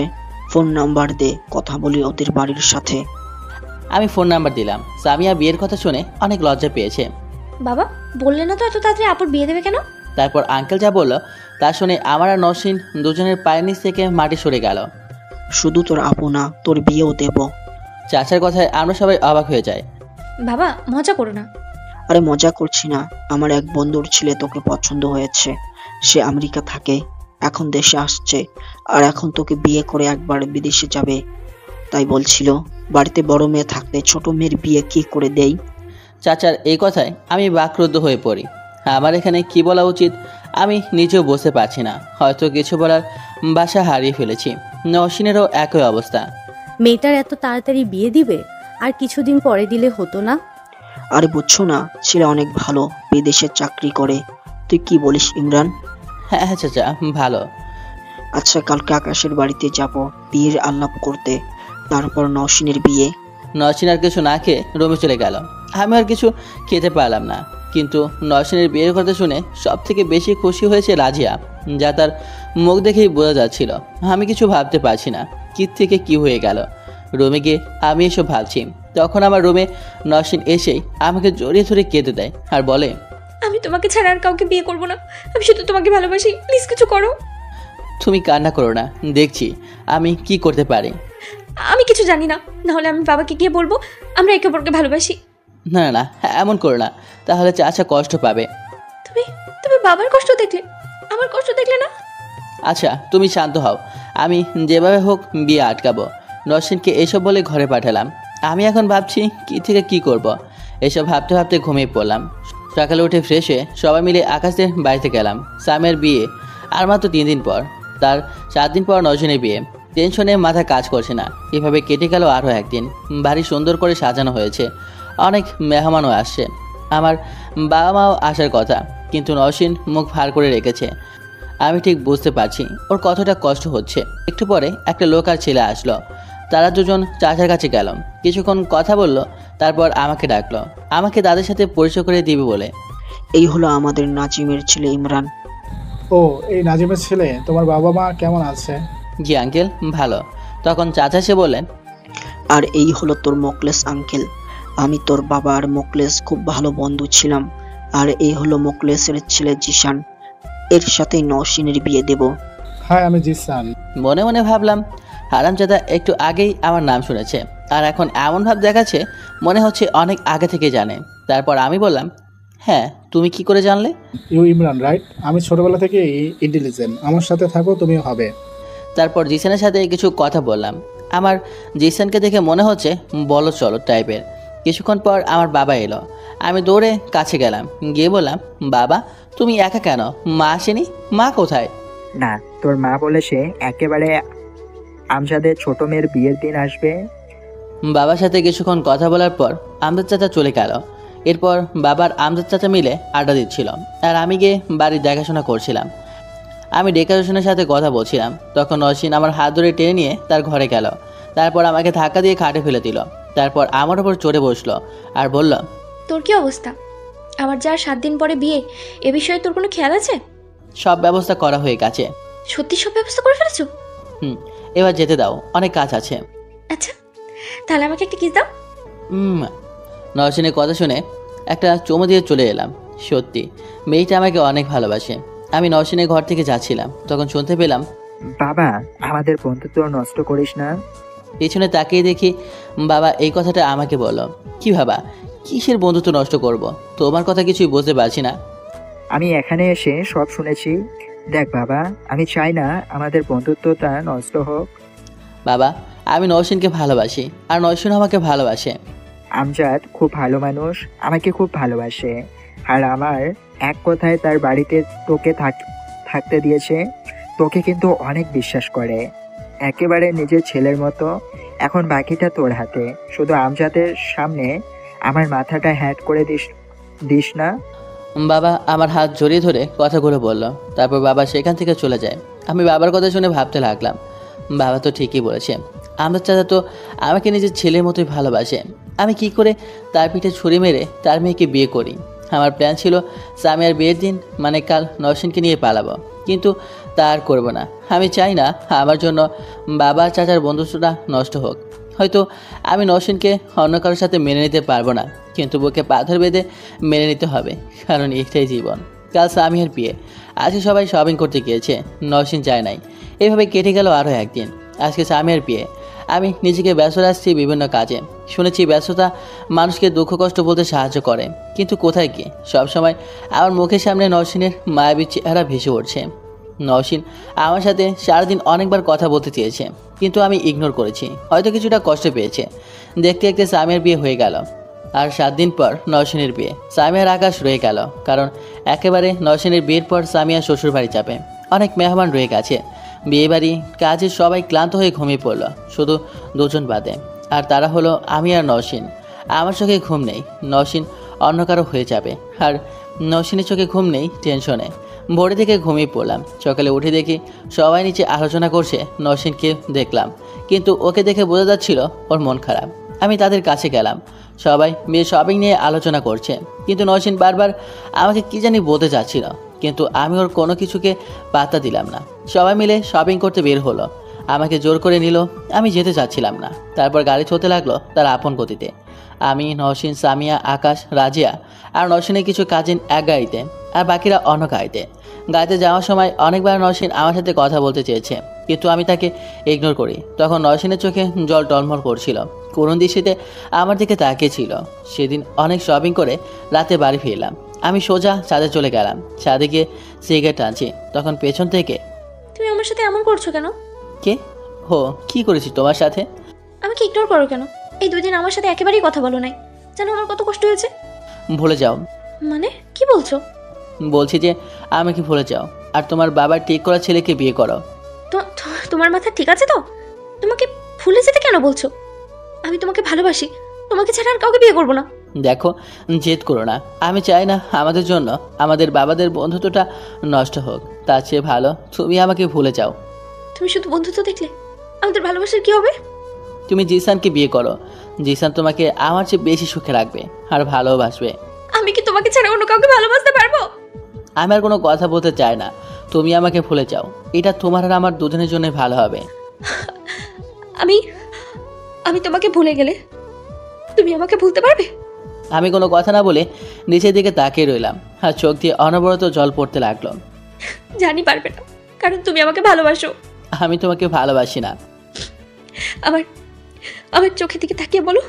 নওশিনের এই মায়াবী চোখের দিকে তাকিয়ে মিথ্যা বলার সাহস আমার নেই। তাহলে ওই চোখের দিকে তাকিয়ে কীভাবে আমি ভালোবাসি না বলবো? আমি আর সেখানে দাঁড়িয়ে না থেকে নিচে চলে যেতে লাগলাম। তখন নওশিন বলে উঠল, কি হলো বলে যাও, এখন কেন পালিয়ে যাচ্ছ? কি হলো? নওশিন কান্না করতে লাগলো। আমি স্বাভাবিকভাবে নিচে চলে এলাম। তারপর রুমে গিয়ে শাওয়ার ছেড়ে দিয়ে কান্না করতে লাগলাম। আমার এই কান্না হয়তো কেউ শুনবে না, কিন্তু মনের ভেতরে চাপা কষ্টগুলো পেরিয়ে যাবে। অনেকক্ষণ পরে নিচে গেলাম, গিয়ে দেখি সবাইকে কি শপিং করেছে তা দেখছিল। একটু পরে নওশিন এলো, চোখগুলো ফুলে লাল হয়ে গেছে। এটা দেখে চাচি জিজ্ঞেস করলো, কি রে, কি হয়েছে তোর? চোখের এই অবস্থা কেন? চোখে ময়লা পড়েছিল, তাই চোখের এই অবস্থা। নওশিন বারবার তার মায়াবী দৃষ্টি দিয়ে আমার দিকে তাকাচ্ছিল। আমি সেখান থেকে উঠে যাই। বাবা ভালো করে আমার আর নওশিনের কষ্ট বুঝতে পারছিল। এভাবে কেটে গেল 7 দিন। আজ নওশিনের বিয়ে।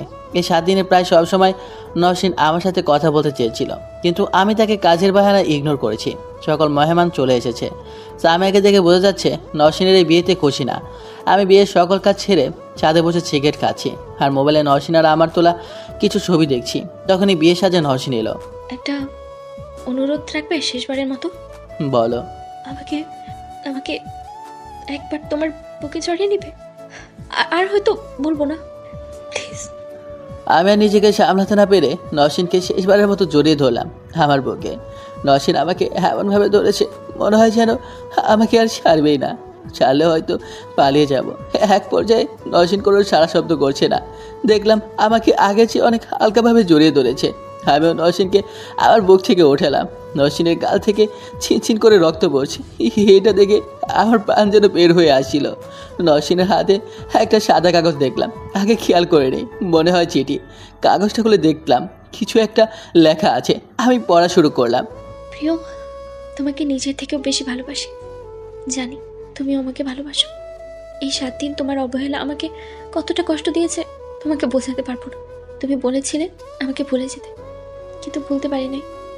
চেষ্টা করেছি তোমাকে ভুলে যাওয়ার, কিন্তু আমার বেহায়া মনটা বারবার তোমাকেই ভালোবাসি বলছিল। আমি তোমাকে ভালোবাসি।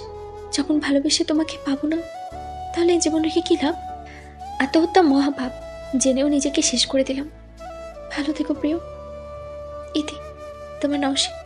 আমি নওশিনের লেখায় চিঠিটা পড়ে চিৎকার করে কাঁদতে লাগলাম। আমার চিৎকার শুনে নিচে থেকে সবাই দৌড়ে এলো। নওশিনকে আমার কোলে এভাবে দেখে সবাই আতকে উঠল। চাচি তো দেখে ওখানেই জ্ঞান হারায়। চাচা কান্না করতে করতে বসে পড়ে। আর আমি আমার কথা তো নাই বা বললাম। আকাশ হসপিটালে ফোন দিয়ে অ্যাম্বুলেন্স আনায়। তারপর নওশিনকে নিয়ে হসপিটালে যাই। হসপিটালে যাওয়ার পর ডক্টর নওশিনকে ইমার্জেন্সিতে নিয়ে যায়। আমি, আকাশ, চাচা আর বাবা সেখানে ছিলাম। তখন চাচা এসে আমার কাঁধে হাত দিয়ে বলল, ইমরান, আমার কাছ থেকে কিছু লুকাবি না। নওশিনের সাথে তোর কি সম্পর্ক? আর কি হয়েছে যে নওশিন এত বড় একটা কাজ করতে চেয়েছিল? আমি কোনো কথা বললাম না, মাথাটা নিচে দিয়ে বসে রইলাম। তখন বাবা এসে বললেন, আমি বলছি। তুই কি বলবি? সব কিছুর জন্য দায়ী আমি। আমার জন্য আজ নওশিন মামনির এই অবস্থা। মানে তুই এসব কি বলছিস? আমি তো কিছুই বুঝতে পারছি না, সব কিছু খুলে করে বল। তারপর বাবা চাচাকে সব খুলে বলল। তখন চাচা এসে আমার গালে ঠাস করে একটা থাপ্পড় মেরে বলল, এত বড় হয়ে গেছিস, হ্যাঁ? শুধুমাত্র আমাদের বন্ধুত্ব রক্ষার জন্য তোদের ভালোবাসার কবর দিলি? একবার আমাকে বলতি তোদের দুইজনের জীবনের চেয়ে কি আমার বন্ধুত্ব বড়? চাচি, সামিয়া এরা আসতে চেয়েছিল। মায়ের আজকে আসার কথা ছিল, বাবা ফোন দিয়ে না করে দিয়েছে। একটু পরে ডাক্তার বের হয়ে আসলো। সবাই তার কাছে গেলাম। চাচা বলল, ডক্টর, আমার মেয়ে কি ঠিক আছে তো? ওর কিছু হয়নি তো? না, নওশিনের কিছু হবে না ডাক্তার। ও নিশ্চয়ই আমার উপর অভিমান করেছে। প্লিজ ডাক্তার, ওকে ঠিক করে দিন। ওকে ছাড়া আমি বাঁচতে পারবো না। দেখুন, আপনারা শান্ত হন। রোগীর শরীরে অনেক বিষ পাওয়া গেছে, আমরা বিষ বের করে দিয়েছি। এখন রোগী জ্ঞান ফেরার না পর্যন্ত কিছু বলতে পারছি না। একটু পরে রোগীকে কেবিনে দেওয়া হবে, তখন দেখবেন। আর জ্ঞান না ফেরা পর্যন্ত কেবিনে কেউ ঢুকবেন না। এটা বলে ডাক্তার চলে যায়। কিছুক্ষণ পর সামিয়া আর চাচি আসে। রাত 2:30টার দিকে নার্স এসে খবর দেয় নওশিনের জ্ঞান ফিরেছে। তারপর ডাক্তারকে ডাকে। আমরা সবাই বাইরে থাকি।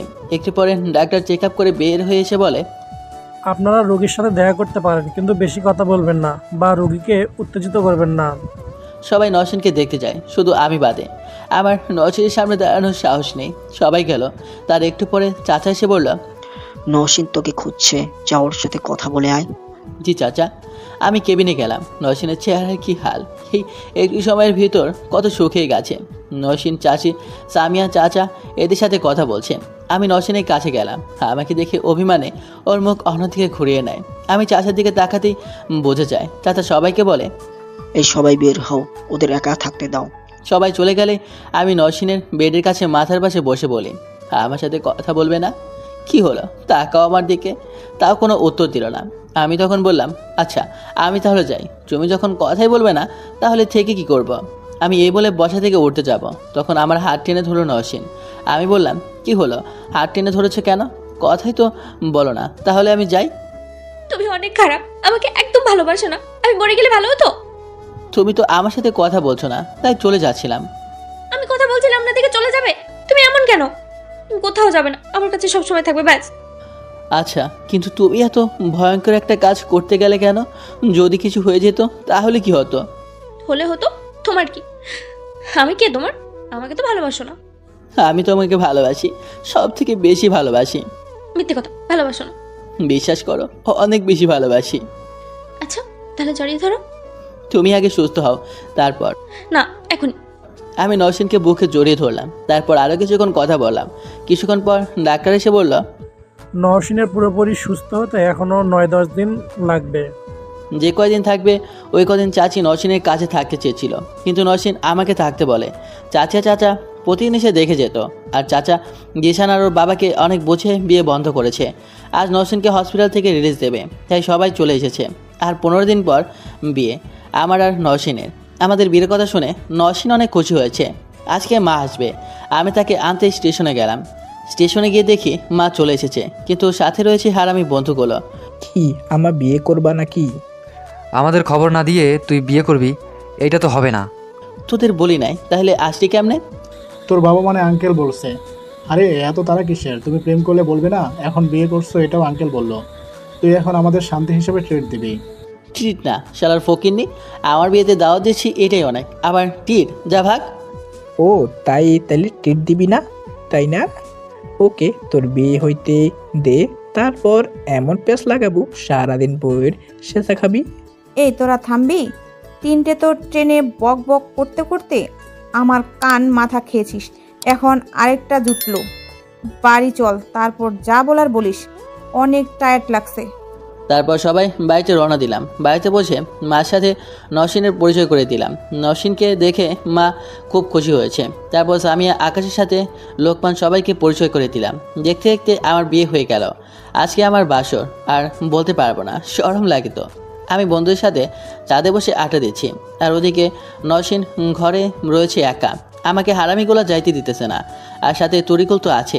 আজ আমার বিয়ে, তাই কমিশনারের বাড়িতে এসেছে। তখন সামিয়া এসে, কিরে তুই এখনো এখানে বসে কি করছিস? নওশিন কখন থেকে ঘরে বসে আছে আর তুই ছাদে বসে আড্ডা মারিস? আরে আকাশ আমাকে যেতে দিচ্ছে না। আকাশ, তুমি ওকে যেতে দিচ্ছ না কেন? তোমার কিন্তু খবর করে দেব। আরে আরে কি বলছো?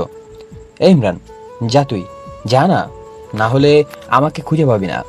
আকাশের অবস্থা দেখে আমরা সবাই কোটি কোটি। তারপর চলে গেলাম। দরজার সামনে দাঁড়িয়ে রয়েছে। ভেতরে একটা চাপা ভয় কাজ করছে। ভেতরে যাব কি যাব না অনেক ভেবে বুকে একটু থুতু দিয়ে ভেতরে ঢুকলাম। নওশিন এক হাত লম্বা ঘোমটা দিয়ে বসে আছে। আমার আসার পায়ের শব্দে খাট থেকে উঠে নিচে নামলো। তারপর আমাকে সালাম করলো। তারপর আবার খাটে গিয়ে বসলো। আমি তার কাছে যেতেই, খবরদার আমার শরীরে টাচ করবে না। কেন? আমি আবার কি করলাম? অনেক কিছু করেছো। প্রথমে আমাকে বিয়ের আগে অনেক কষ্ট দিয়েছো, তারপরে আমাকে এখানে অনেকক্ষণ ধরে বসিয়ে রেখে তারপরে এলে। আরে আমি কি ইচ্ছে করে করেছি নাকি? আমি তো পরিস্থিতির চাপে পড়ে করেছি, আর বন্ধুরা আমাকে আটকে রেখেছিল। আমি এত কিছু জানি না। তুমি দোষ করেছো, তাই তোমাকে শাস্তি পেতে হবে। আচ্ছা, কি শাস্তি? তোমাকে 20 বার কান ধরে উঠবস করতে হবে। অন্য কোনো শাস্তি দেওয়া যায় না? আচ্ছা, তাহলে নিজে ঘুমাও। না না, আগেরটাই ঠিক আছে। 10 বার করলে হবে না? তাহলে 30 বার। না না, এখনই করছি। তারপর উঠবার শুরু করে দিলাম। এরকম করে 7 বার করলাম। হাঁপিয়ে যাওয়ার অভিনয় করলাম। এটা দেখে নওশিনের মায়া হলো। এমনিতেই 100 বার করতে পারি, স্কুলের অভিজ্ঞতা আছে। তারপর আমি নওশিনের কাছে গেলাম। তারপর আমাকে জড়িয়ে ধরে আমার কানের কাছে মুখ নিয়ে বলল, এই শোনো না। বলো। আমার না একটা বাবু চাই। তুমি তো এখনো বাবু, তোমার আবার কিসের বাবু চাই? আগে তোমার পড়ালেখা সম্পূর্ণ হোক, তারপর ভেবে দেখা যাবে। আমি মোটেও বাবু না, আমার বাবু চাই মানে চাই।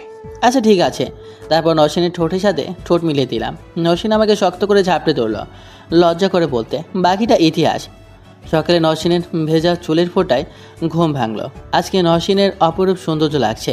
আমি বেশিক্ষণ তাকিয়ে থাকলে হয়তো আবার কোথাও হারিয়ে যাব। তখনই আমি আবার নওশিনের ঠোঁটের কাছে ঠোঁট নেব। ঠিক তখনই, এই ছাড় তো, যাও গিয়ে গোসল করে আসো। আরে একটু রোম্যান্স করতে দাও। সারা রাত রোম্যান্স করে এখন আবার আসছে রোম্যান্স করতে। যাও গিয়ে গোসল করে আসো, আপু সকালে এসে ডেকে গেছে। আমি উঠে গোসল করতে চলে গেলাম। গোসল শেষে বেরিয়ে দেখি নওশিন আয়নার সামনে বসে চুল এলোমেলো করে দাঁড়িয়ে আছে। আমি গিয়ে পেছন থেকে জড়িয়ে ধরলাম। নওশিন বলল, এই কি করছো?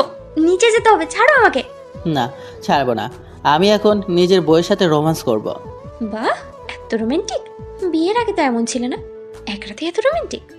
আমি আগেও রোমান্টিক ছিলাম, এখনো আছি। আচ্ছা আচ্ছা, এবার নিচে চলো। তারপর আমি পোশাক পরে নিচে এলাম। খুব লজ্জা করছে। সারা রাত একটা মেয়ের সাথে কাটিয়েছি। নিচে গিয়ে দেখি বন্ধুরা সবাই আছে। সবাই মিলে আমাকে বিভিন্ন প্রশ্ন করছিল। বাসর রাতের পর বন্ধুরা কী ধরনের প্রশ্ন করতে পারে আপনারা নিশ্চয়ই জানেনি। লোকমান, রাহাত ওরা আজকে চলে যাবে, আর বাবা মাও আজকে চলে যাবে। আমার সামনে পরীক্ষা, তাই একেবারে পরীক্ষা দিয়ে তারপর যাব। মা বাবা চলে গেল, তাদের স্টেশনে দিয়ে আসলাম। দেখতে দেখতে আমার আকাশ আর সামিয়ার পরীক্ষা শেষ হয়ে গেল। নওশিনের একটু মন খারাপ, কারণ পরীক্ষার কারণে নওশিনকে সময় দিতে পারে নাই, তাই একটু অভিমান করেছে। কালকে আমি আর নওশিন আমাদের বাড়িতে যাব। নওশিন সব গোছগাছ করে ফেলল। সবাইকে বিদায় দিয়ে রওনা দিলাম সিলেটে, মানে আমাদের বাড়ির উদ্দেশ্যে। আমরা আসবো জেনে বাড়িতে অনুষ্ঠানের আয়োজন করেছে। অনেকক্ষণ জার্নি করার পর বাড়িতে এসে পৌঁছালাম। সবাই নওশিনকে পেয়ে বেজায় খুশি। আমি যে বাড়ির ছেলে আমাকে প্রায় ভুলেই গেছে। তারপর রাতে অনেক মেহমান এলো, সবার সাথে নওশিনকে পরিচয় করে দিলাম। তারপর বন্ধুরা এলো, সাথে রনিও রয়েছে। রনিকে দেখে আমি অবাক। তারপর রনি আমার কাছে এসে, ভাই আমাকে ক্ষমা করে দিয়ে, জীবনে অনেক খারাপ কাজ করেছি। তুই ভালো হয়ে গেছিস, এটাই অনেক। আমার কাছে ক্ষমা চাইতে হবে না। তারপর বন্ধুদের সাথে আড্ডা দিচ্ছিলাম। তখন রাহাত বলল, মামা ট্রিট দিবি কিনা? কিসের ট্রিট? কেন, তুই যে বিয়ে করলি তার? আবার সে ট্রিট? আমার বিয়েতে তো সবাই মিলে কত কিছু খেলি, এখন আবার ট্রিট? কোনো ট্রিট হবে না। কি তুই আমাদের খোটা দিচ্ছিস? লাগবে না তোর ট্রিট। কিছুক্ষণ পর আব্বাস বলে উঠল, আচ্ছা তোকে মাফ করে দিলাম, দে এবার ট্রিট দে। কোনো ট্রিট হবে না বললাম না? যা, কোনো ট্রিট হবে না। ওকে, ট্রিট যখন দিবি না তাহলে দেখ কি করি। আচ্ছা, যা খুশি কর। তারপর রাহাত নওশিনকে ডাক দিল। ভাবি একটু এদিকে আসেন। এই, তোরা নওশিনকে ডাকিস কেন? জি ভাইয়া, আপনারা আমাকে ডেকেছিলেন? আরে হ্যাঁ, ইমরান জান্নাতের কথা জিজ্ঞেস করেছিল। এটা শুনে নওশিন আমাকে জিজ্ঞেস করলো, জান্নাতকে? আরে জান্নাতকে আমি জানি না। আরে ভাবি জানেন না, ইমরান জান্নাতকে লাইক করতো, এরপর তোমাদের বাড়িতে যায় আর তোমার সাথে বিয়ে হয়ে যায়। কি? ইমরান জান্নাতের কথা জিজ্ঞেস করে এখনো? আজ তুমি রুমে চলো। আরে বিশ্বাস করো, আমি কোনো জান্নাত নামের কাউকে চিনি না। নওশিন আমার কোনো কথা শুনো না, চলে গেল। আরে তোরা বন্ধু না শত্রু? কি করলি এটা? আজ আমার খবর আছে। আগে আমাদের কথা শুনে ট্রিট দিতি, তাহলে কিছু হতো না। যা ভাগ, তোদের পরে দেখে নেব। আগে নওশিনকে সামলায়। তারপর অনুষ্ঠান শেষে সব মেহমান চলে গেল আর নওশিন ঘরে গিয়ে দরজা দিয়ে দিল। আমাকে ঘরে ঢুকতেই দিল না। অনেকবার ডেকেছি, নওশিন দরজা খোলেনি, কোনো জবাবও দেয়নি। তারপর আমি বললাম, প্লিজ দরজা খোলো, আমি জান্নাত নামের কাউকে চিনি না। ওরা মিথ্যা বলেছে। ওরা মিথ্যা বলেনি, তুমি মিথ্যা বলেছো। প্লিজ বিশ্বাস করো, দরজা খোলো, আমার বাইরে কষ্ট হচ্ছে, অনেক টায়ার্ড, প্লিজ। কিছুক্ষণ পর নওশিন দরজা খুলে দিল। আমি নওশিনের দিকে তাকিয়ে অবাক, দেখি নওশিনের চোখ ভেজা, লাল হয়ে গেছে। মনে হয় এতক্ষণ কান্না করেছে।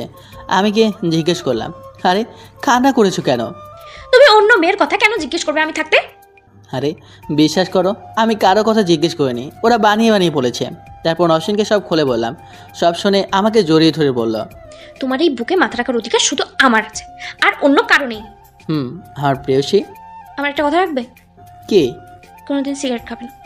আচ্ছা, খাবো না, খুশি তো? হুম। তারপর নওশিন আমাকে আরো শক্ত করে জড়িয়ে ধরলো। আমি কিন্তু সিগারেট খাওয়া ছাড়ি নাই, নওশিনকে লুকিয়ে লুকিয়ে খাই। নওশিন জানে, মাঝে মাঝে অনেক বকে, কিন্তু আমি ছাড়তে পারি না সিগারেট। সবাই বলে ধীরে ধীরে ভালোবাসা কমে যায়, কিন্তু নওশিন আর আমার ভালোবাসা যত দিন যাচ্ছে তত বাড়ছে। দেখতে দেখতে 5 বছর চলে গেল। আমাদের একটা ছেলে আছে, যার বয়স 4 বছর। অনেক ফাজিল। ওর মা সব সময় চলে যায় ওর পিছনে। আমি এখন বাবার ছোট্ট ব্যবসায় দেখাশোনা করি। বাবা বাড়িতে আমার ছেলের সাথেই খেলা করে। একদিন বিকেলে আমি ছাদে বসে সিগারেট টেনে পেছনে একটু রেখে নিচে ফেলে দিলাম। একটু পর নওশিনের চিৎকার করে ওঠে, অসভ্য ছেলে, এই বয়সে সিগারেট খাওয়া? আর খাবেই বা না কেন? বাপ যেমন ছেলেও তেমন। আমি পেছন ফিরে দেখি আমার ফেলে দেওয়া সিগারেট ধরে আমার ছেলে টানছে। নওশিনকে বকতে বকতে চলে যায় আর আমার দিকে চোখ রাঙিয়ে তাকায়। নিচে গিয়ে মাকে নালিশ করে আমার নামে। তারপর আর কি, আমার আর আমার ছেলের বিচার হয়। দুজনের কেউই আজ বাড়িতে খেতে পারবে না। 2 বাপ বেটা হোটেলে গিয়ে খেয়ে আসলাম, আর ওই দিনে সিগারেট খাওয়া ছেড়ে দিয়েছি। এভাবেই হাসি খুনসুটি মজাতে কাটতে লাগলো আমাদের জীবন। সবাই ভালো থাকবেন, আর ইমরান আর নওশিনের জন্য দোয়া করবেন, ওরা যেন সবসময় ভালো থাকে। আল্লাহ হাফেজ।